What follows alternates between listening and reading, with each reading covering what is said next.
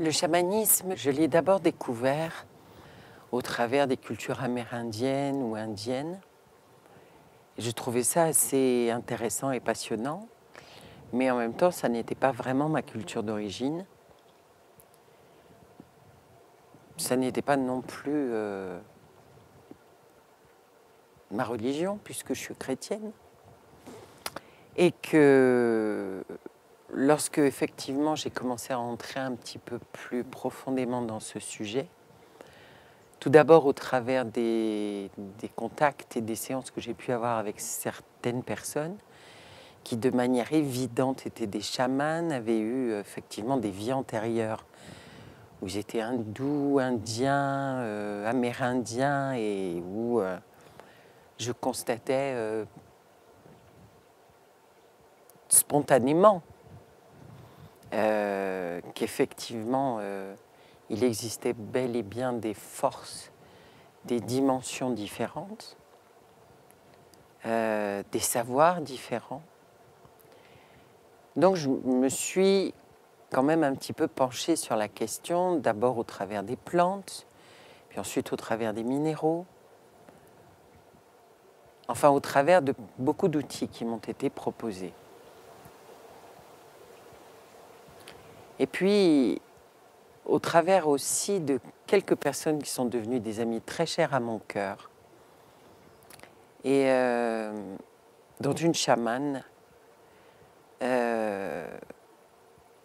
avec son tambour, avec sa flûte, cette femme m'a fait faire des voyages absolument extraordinaires, auxquels je ne m'attendais pas, et dans lesquels j'ai été extrêmement surprise de rencontrer véritablement d'autres fréquences, d'autres formes de vie dans d'autres fréquences.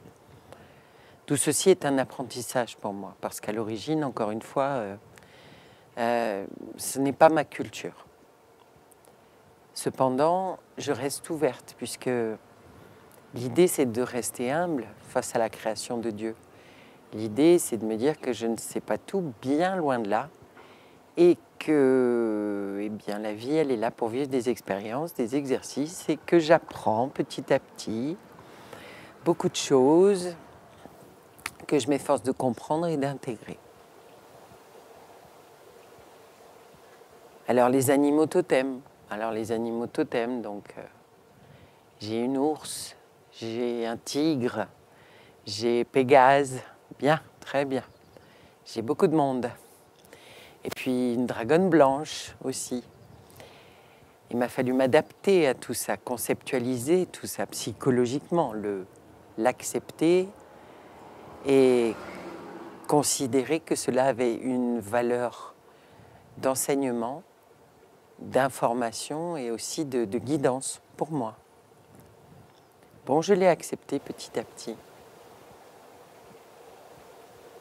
Le chamanisme n'est qu'un autre nom de Dieu, encore une fois, au travers de la nature, au travers des faits que j'ai découverts pour la première fois dans une méditation mémorable avec mon amie Nathalie. Les elfes, les faunes, tous ces êtres là dont on parle dans les contes de fées, eh bien, petit à petit, j'ai fait leur connaissance. Alors évidemment, au début, c'était non, mais j'ai lu trop de contes de fées quand j'étais petite, c'est pas possible. J'aurais dû en lire moins. Mais non, en fait, non, parce que nous n'inventons rien, en fait. Nous ne faisons que transmettre des savoirs ancestraux. Et en entrant à l'intérieur de moi, dans la dami-bou que je suis, en entrant dans cette part chamanique, petit à petit, je me suis mise à communiquer avec ce monde extraordinaire. Il n'y a pas de différence entre ce qu'on appelle les dévas de la nature ou les archanges. Il n'y en a pas. Ce ne sont que des expressions de l'amour de Dieu et de la vie dans un monde, un univers qui est en réalité multiversel. Beaucoup d'univers à l'intérieur d'un seul univers. Toutes ces découvertes, tous ces apprentissages, aujourd'hui, bien sûr, je les partage de toutes les façons possibles. Et j'en suis profondément et infiniment honorée, puisque je sais que je suis un être humain qui est sur cette planète pour plein de bonnes raisons. Je sais que je suis dans ma légende personnelle et qu'à l'intérieur de cette légende s'ouvrent à moi des expériences et des mondes absolument magnifiques. L'idée, c'est d'acquiescer à la découverte, d'acquiescer au fait d'être surprise, d'acquiescer aussi à ressentir si profondément le lien que je peux avoir en tant que chrétienne avec le chamanisme, puisqu'au fond, nous sommes un tout et qu'il n'y a aucune différence, ni aucune contradiction en réalité. Le tout, c'est de prendre soin de toujours bien s'écouter, bien se respecter, et qu'à partir de là, tout est possible.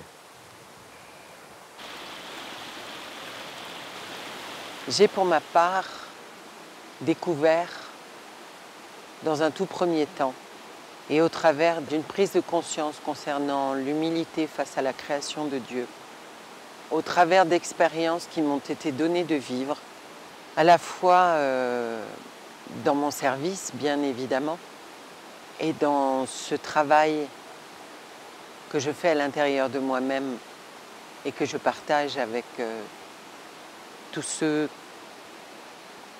qui ont envie d'en savoir un peu plus sur eux-mêmes et qui se disent que, voilà, il serait sans doute intéressant d'explorer un peu d'autres manières de penser. Et en même temps, comme je suis chrétienne, parler du chamanisme était un sujet un peu délicat pour moi. Les elfes, les dragons, les vouivres, bon, la nature, d'accord. Mais d'autres dimensions dans lesquelles pouvaient vivre d'autres formes de vie était quelque chose de très compliqué pour moi, de mon point de vue de chrétienne. J'avais très peur de manquer de fidélité à Dieu. Et là, c'est en fait l'humilité. L'humilité qui est apparue au sens où j'ai pris conscience que je ne savais pas tout. Et bien loin de là. Que Dieu était le tout sachant. Qu'il avait tout créé.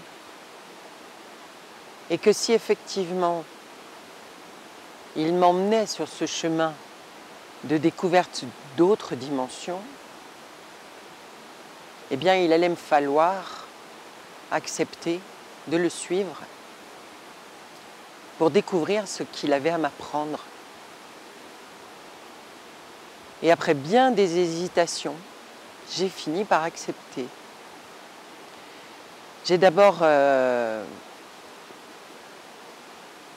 eu dans un premier temps et dans le cadre des échanges que je vis avec vous tous, j'ai d'abord dans un premier temps vu en vision un dragon. Et je me suis dit que ça devait être un fantasme. Il ne pouvait en être autrement. Mais petit à petit, j'ai découvert qu'effectivement, cette vision-là m'ouvrait à un monde que j'allais découvrir.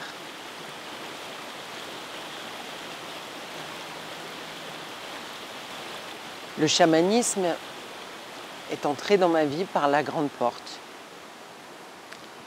D'abord au travers de certaines personnes que j'ai accompagnées qui étaient effectivement des chamanes et je ne pouvais voir que cela en elles, mais vraiment que cela.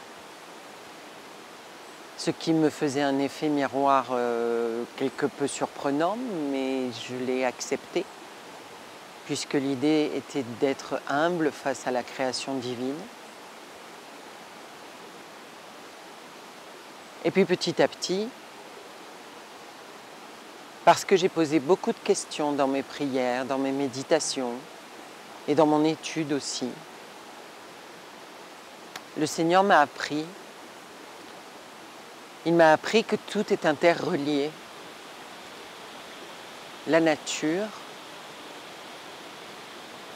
les rivières, les rochers, les arbres, les montagnes, la mer, que tout ceci faisait partie de nous en réalité. Les rivières sont notre sang. Les montagnes sont nos eaux. Le vent, c'est notre souffle. La lumière du soleil, c'est notre vision.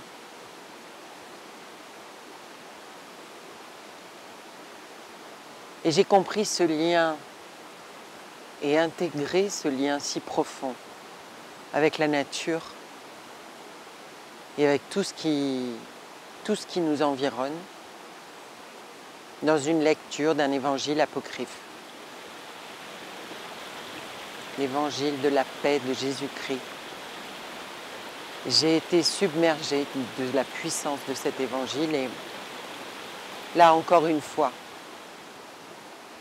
le Christ, Fils de Dieu et Dieu lui-même, puisque co-substantialité avec Dieu, là encore, dans cet évangile, le Christ parle de Marie. Et il parle de nous, il parle aussi de ses anges, de l'ange de l'eau, de l'ange de l'air, de l'ange du soleil et de l'ange de la terre, qui peuvent tout guérir. Alors, comme on parlait d'anges, forcément, ça allait m'interpeller. L'épanouissement, l'ouverture de ma conscience et de ce que Dieu, le grand tout, le Père-Mère, veut que je comprenne pour moi-même, mais aussi pour le service que je choisis de vivre. Cette ouverture, elle s'est faite et elle continue à se faire chaque jour parce qu'il n'y a pas de vérité absolue. Je comprends jour après jour, je découvre, j'observe. Je demande en permanence à Dieu au travers de ma foi, à Marie. Je demande en permanence à comprendre, à ne pas me fourvoyer, à avoir autant de sagesse que possible et à rester très humble, surtout à rester très humble face à ce que je ne connais pas. Moi, je ne peux que découvrir, je ne suis qu'un être humain. J'accepte en permanence de remettre tout ce que je sais entre les mains de Dieu pour que lui puisse m'apprendre, me montrer très exactement ce qu'il veut que je sache. Par amour pour moi, parce que je suis un prolongement de sa vie et de son énergie sur cette terre, comme chaque être humain. Mais cette découverte, elle ne s'arrête pas aux êtres humains. Elle va beaucoup plus loin. j'approfondis le lien à la nature en approfondissant également le lien à mon propre corps physique. Puisque finalement, nous ne pouvons être constitués que des éléments qui constituent notre planète. Ça, c'est logique. Calcaire, carbone, de l'eau, voilà, beaucoup d'eau. Et à l'intérieur de ce corps physique, vient s'incarner cette part de Dieu que nous sommes tous et qui va donner vie à cette matière de la manière la plus extraordinaire et la plus merveilleuse qui soit. À nous ensuite de reconnaître ce temple. Nous sommes des enfants qui jouons dans le jardin d'Éden. Et certains d'entre nous, et avec notre participation, et avec notre permission, font de la terre un lieu dangereux pour la vie, tout simplement. Alors en choisissant de découvrir tout cela, en choisissant de cheminer dans ce concept du chamanisme,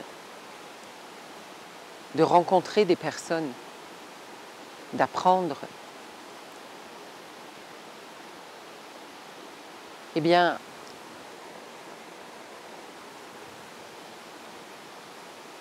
je me suis rendu compte que la chrétienne que je suis et que je reste peut tout explorer de cette création sans craindre le moins du monde un jugement qui viendrait d'un Dieu qui pourrait dire non, parce que ce Dieu-là n'existe pas. Dieu sait très exactement ce dont nous avons besoin. Nous savons très exactement ce dont nous avons besoin. À nous de nous le reconnaître. Moi, je choisis cette expérience. Je choisis de vivre toutes ces découvertes.